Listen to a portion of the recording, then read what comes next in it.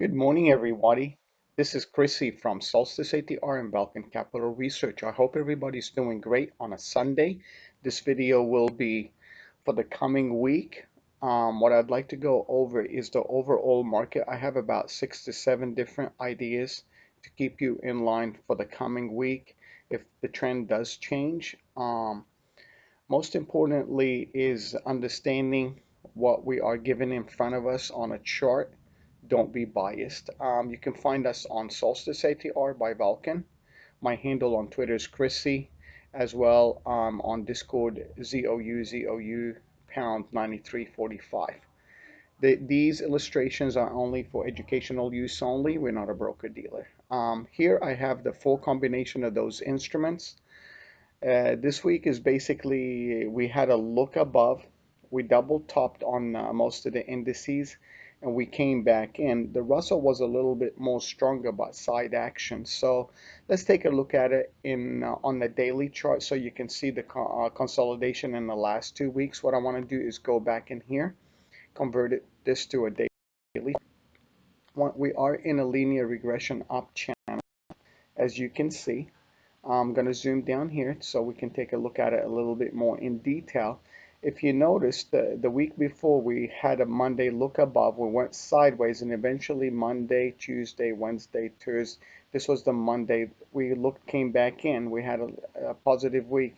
We looked above on, this is Monday, Tuesday, Wednesday we had inside candle, Thursday we fell down, and Friday we fell down to the linear regression channel, and we are holding the 18 simple moving average. Some people look for the 20 simple moving average, should be about here. We have the 50 simple moving average down here, the 200, as well as the 116. The backside of this breakout, eventually we broke up and went sideways, lifted, and now we're coming back in. The most important thing, since we are on the daily a little bit below on the combination of those instruments, pay attention to the Nasdaq 100. There's a couple of things I want you to understand. Couple of the major things such as Amazon, Google, Netflix, Tesla, Apple, which is not part of it, Microsoft. They cannot all those big companies, Shopify, PayPal, keep the market all intact to the upside. So you have to look at the general market in the Fortune 500, the Nasdaq, and I have another one you can guys look at.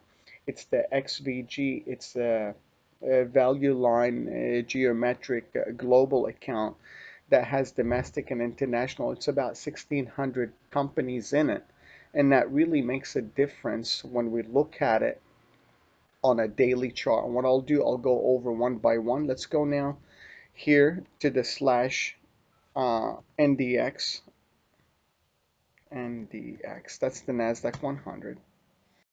On a daily chart, as we can see, this was the prior all breakout. When we broke out, we went up. The following week, we came back down, retested that small linear regression channel. We tried to do catch up on Monday, Tuesday, Wednesday, Thursday, Friday. We fell down to the major, which is the minor channel on the last couple of weeks, and we broke through the 18 simple moving average, or we're sitting right in the middle of the 20 SMA, which most people look. We have this channel that we have to keep an eye on, and if we get back above the 10 800, if not, look for the 50 SMA and the 38.2, which was the major consolidation before the breakout, because we retested it here. So I'm not trying to be biased to being bearish or bullish. Trade what we see. Let's take a look at the Dow Jones Industrial Average, the dollar sign DJI.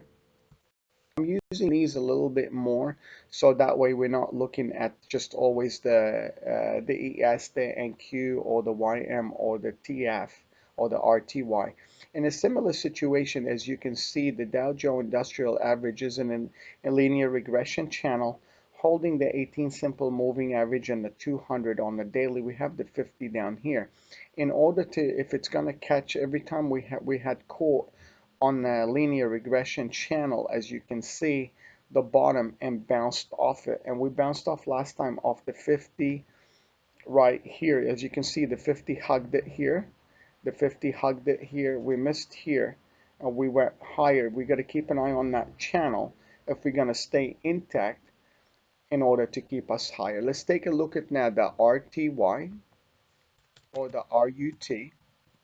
That's the small cap, and this is where I'm going to concentrate on the weekly and the daily chart of the small cap. Let's zoom down here. On the daily chart, we are nicely on the small cap because the small cap was the only one that reacted to the upside of the market. We were going sideways for a long time here. We fell down, we went back up, we fell down, eventually caught the 50 SMA, and nicely, like we did it here, and bounced off it. We went up the prior week. It consolidated for a couple of days. This was the Wednesday, Tuesday, Tuesday, Thursday, then that's Friday. So we can look at it on that side of the action, went up, looked above, and came back, fell down to that channel. If we cannot hold the 18 SMA and the 50, keep an eye on it. And if this gives us a clue that the Russell is a little bit more stronger, there's rotation from the large cap or the Nasdaq 100 to the small cap. She's the canary in the coal mine, what I call the Russell. May give us a little bit momentum back up. If it falls back down, this is the one that's going to give us the push a little bit lower. We'll start to see a little bit more liquidation to the downside. I'm not being biased to bearish, but I'm just letting you know what I see. Let's take a look at the SPX before I do this one so you guys can see it. We're going to go daily. We're going to go back to the weekly chart. And on the weekly chart, if you notice, we looked into this gap in here.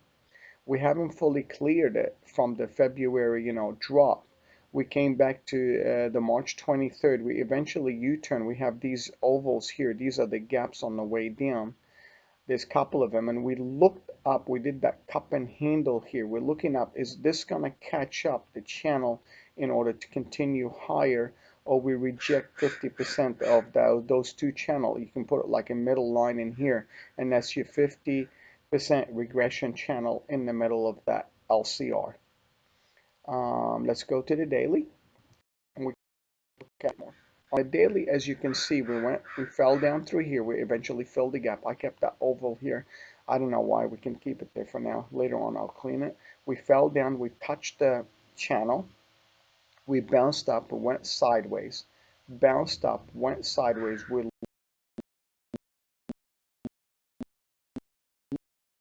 We retraced part of the move back down. We're holding the 18 simple. The 20 should be about somewhere here between next to the linear regression channel and the 50 simple moving average.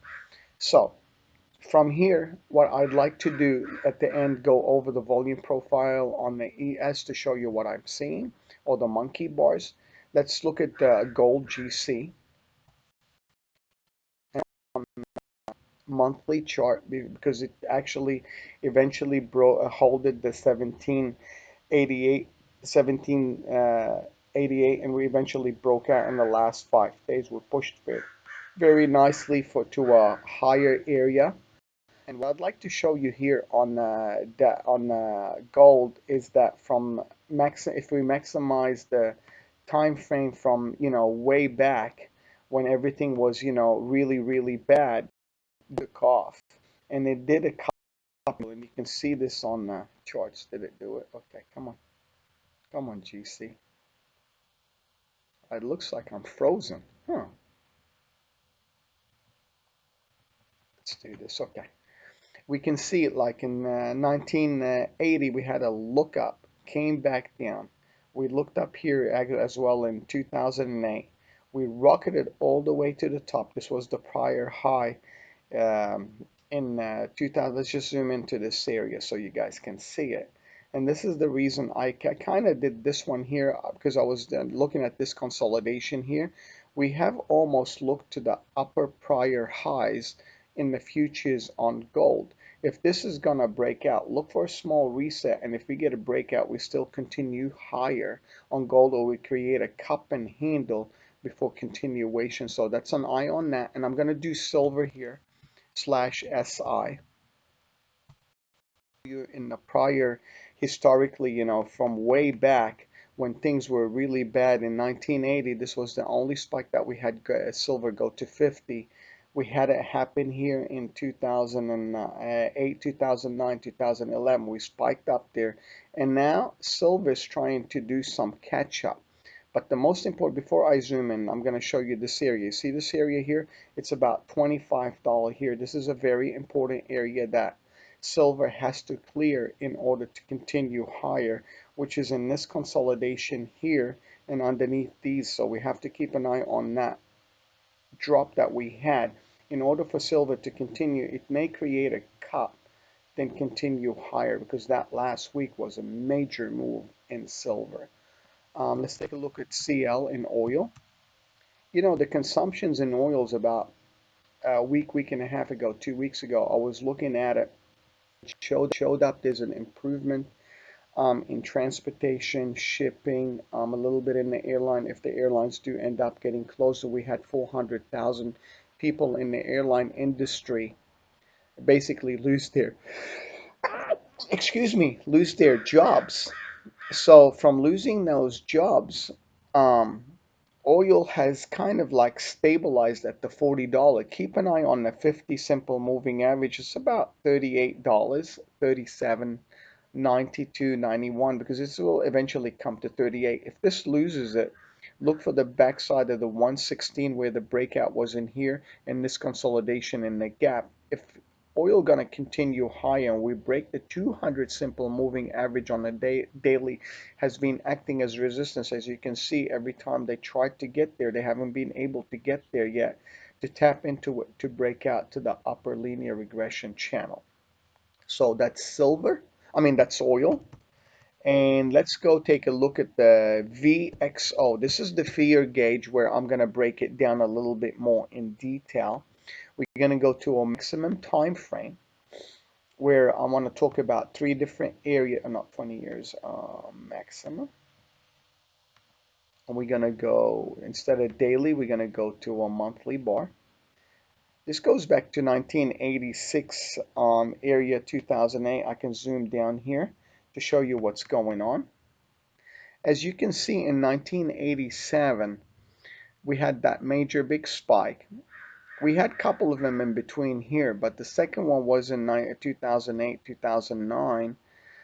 This spike, because of it didn't get as high. Then eventually here in this year, in 2020, we had that major spike up, and we eventually fell down. The most important area that we need to keep an eye on the VXO is it doesn't get above that 33 area, because we looked up this week into it and we fell back in.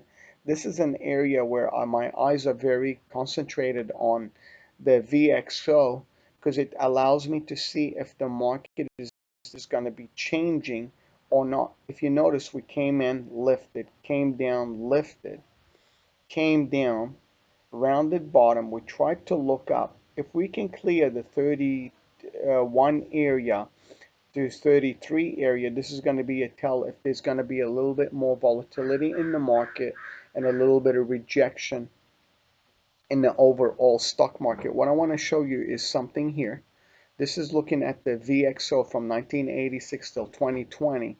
There was a 3-month volatility in the market, drop, lift, and eventually in 1988, we had a move up to an average 5-year rate of return 64%.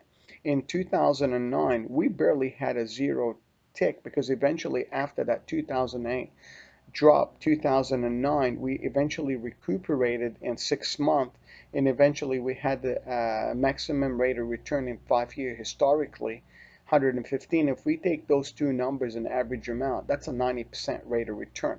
Let's go back to the charts. I will go over those things later. Let's now go over taking a look at the small cap, and I want to do the IWM a little bit historically, because it's an ETF. You can use, the ETFs such as SPY and other instrument. We're going to go to a maximum time frame. We're going to maximize it. And what we want to do, instead of the daily, we're going to go to the monthly bar. And here's the reason why I want you to add it that way. Since the 2008, let's zoom in and zoom out. Okay. This started in 2001. As you can see, there was a little bit, dip in 2003. We recuperated, lifted till 2008. Then we dumped again. Then we lifted. Took us a couple of years. This was a major event here and a major event here. Then eventually we recuperated 100. We had a little bit in 2016, a reset, continue higher. This is the tariff and small cap and everything that was going on. Then we lifted again. We looked up. We're coming back to the middle of, if you take this distance here, it's similar distance to here if we don't include the wick.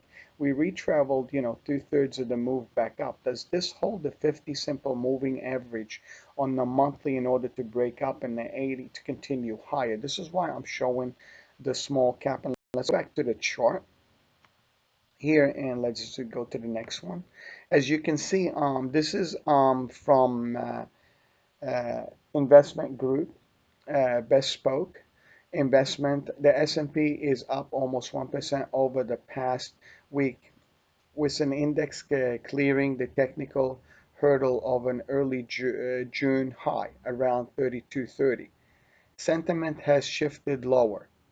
Just last week, the American Association of Individual Investors reading on bullish sentiment rose above 30. But for this week, it fell down to 26. Does that mean that we have continuation or not? We have to keep an eye on it. I know I'm doing the video outside. There's a lot of noise out here. I'm sorry.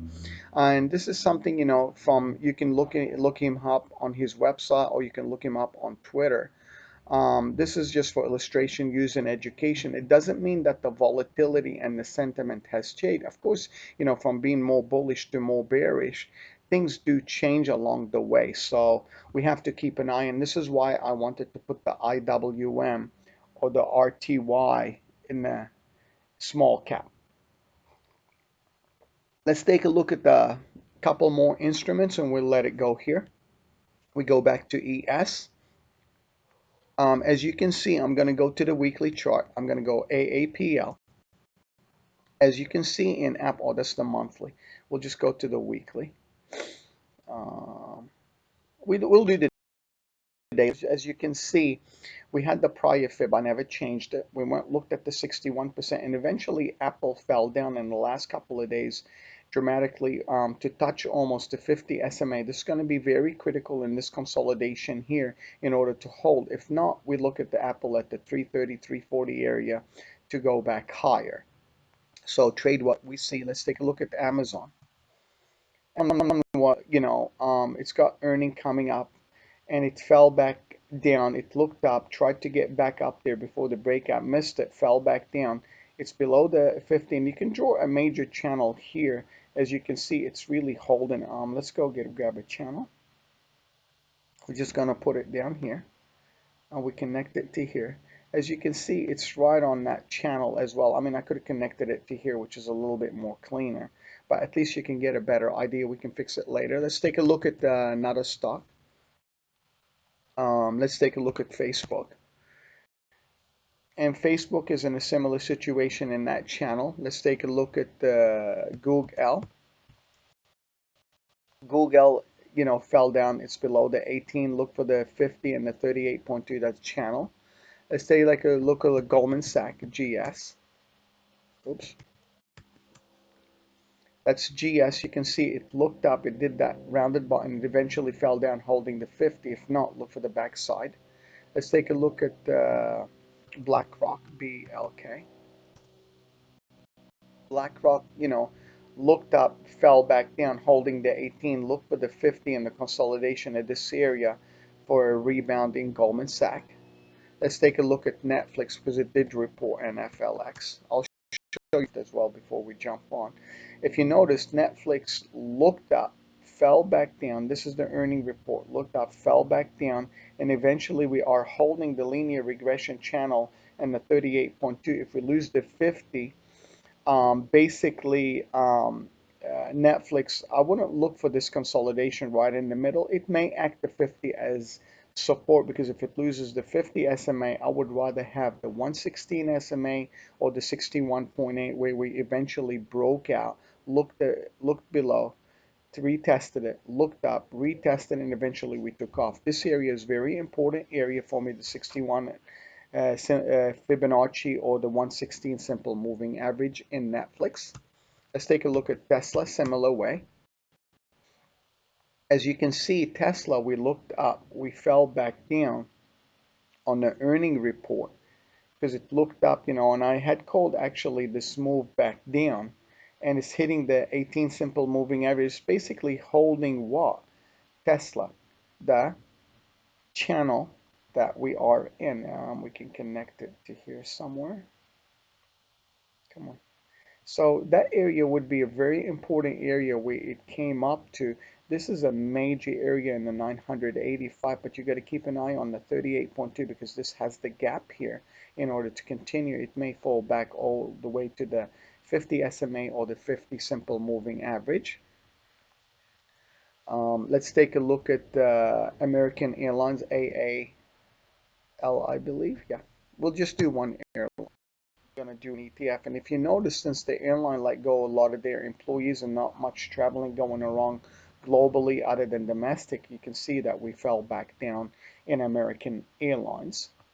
Let's look at Microsoft because I said I'll show you the Microsoft after their earning. And I'll show you the Microsoft. As you can see, it looked up on the earning report, fell back down, holding what?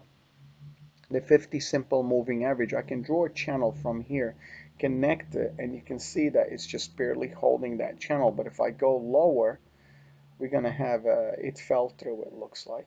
Yeah, it did. It fell through it. So let's go here. Let's just go to this one.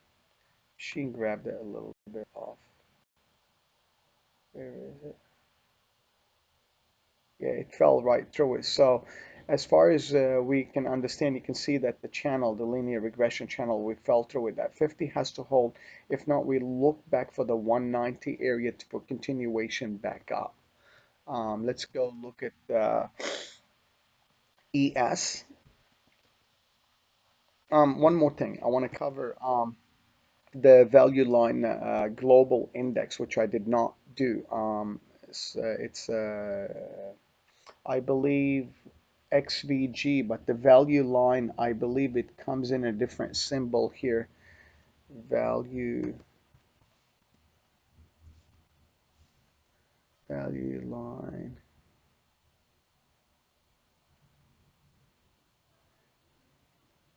This is an index from, this is an arithmetic index, which is a totally different index. This is basically collecting different indexes and it times it a little differently, but I'll put it up. So, I mean, I look at different things usually. Go to the monthly. Instead of 20-year, we'll go back maximum. So you can see where it has done over the years. I mean, this one hasn't started that long. It came back and it looks like the S&P 500. But I'm actually for geometric. Let me go look at the geometric. Here it is. Because remember, this one changed. What I want to do is basically go to the weekly. Because this has been changed to a new fund. I mean, because they closed one, they opened one up. It's the $ XVG. It used to be. Now we can look at it a little bit differently. And this consists of 1,600 different companies instead of, having 500 in the S&P 500. This will give you an overall global look at the major holdings and major companies in US and international market as well as the global markets, instead of being biased just to the S&P 500 or the Nasdaq 100, which we have to look at what's going on globally and domestically in order to see if the economy is improving or the economy is basically dropping. Let's go back in here. Let's just flip over. This is showing you on the if we look at the Russell and the drop, that 4%, we can have an average rate of return over the next 2 years from 55 all the way to 27. But in 2019, you can see historically what the numbers are and the drawdown. If we can average, a 38% in 2 years, that would be great. Let's go to the next one. This is the small cap showing you the 2003, 2000 recovery. Then we had the same thing in 2008, 2009 in the recovery. And the same thing here in RSI, in 2020 from April till now, what has we done compared to the S&P? And this is showing you that the small cap compared to the S&P overall in 2003, 2009, even if the drawdown is 5% or 4.3%, we can get an average rate of return in 4 years between 55 to 73, and this is hypothetical use for education use only. Remember that. I keep saying it. We're not a broker dealer. This is just an illustration. Use and use at your own risk. So this is what the Russell did. And he's the because I wasn't able to pull it from TD Ameritrade, this account, so I had to go get the VLIC, or you can get the XVG to show you that the geometric index that consists from 1982 till 2020, over time, it has performed very well, those 1,600 companies. And these are the peaks that happened in 1998.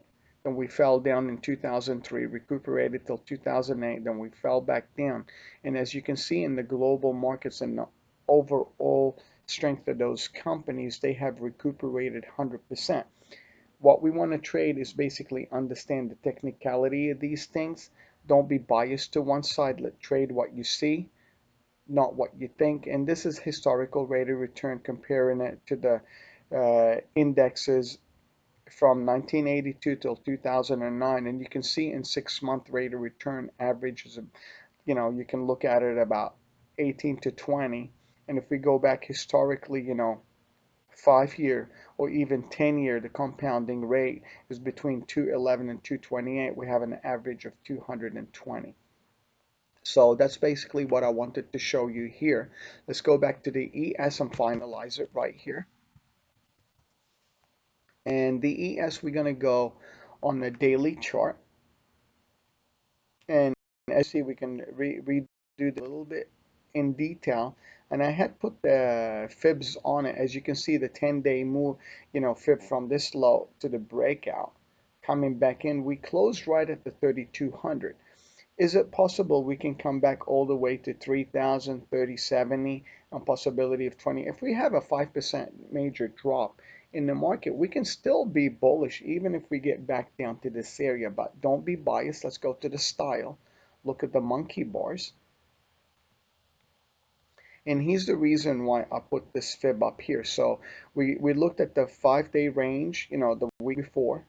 We broke out on Monday, went up, looked above, and we eventually failed, and we closed inside this consolidation. I'm not trying to be bearish or bullish. My concern, if we lose the 3090 area, 3080 or 3078, 3178, which is this area here, and we cannot keep the 3200 or the 90 here, we're going to look for the other side of the fence and the consolidation of the prior POC, because that's a virgin control point. If we get a bounce down here, if not, we look for the 100% retracement, then go back up a little bit. So trade what you see, not what you think. Don't be biased, and hope everybody will do well next week. You can join us on Discord, or you can check us out at Solstice ATR. So take care.